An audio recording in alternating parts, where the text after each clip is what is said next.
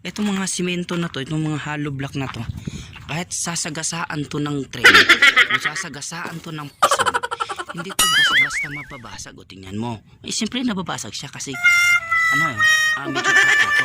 Pero pag ganun mo talaga, sobrang tibay niya. So hindi talaga basta-basta. So ang layo ng kaibahan ng hollow block natin sa Pilipinas, di ba? Tingnan nyo. Yan yung ang kaibahan ng hollow block sa Saudi at sa Pilipinas.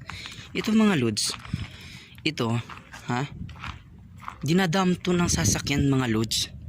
Kahit buhati natin to, tapos iganyan natin, hindi basta-basta yan mababasag.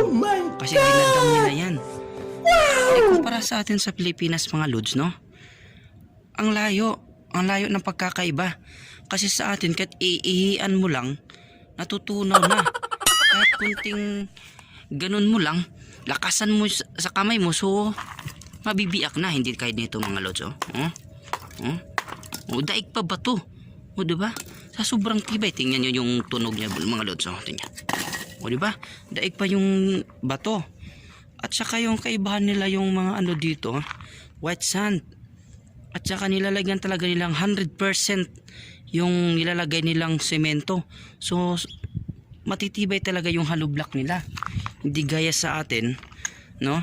Yung 5 sakong graba, nilalagyan lang natin kalahating semento, ganun, kaya hindi matibay.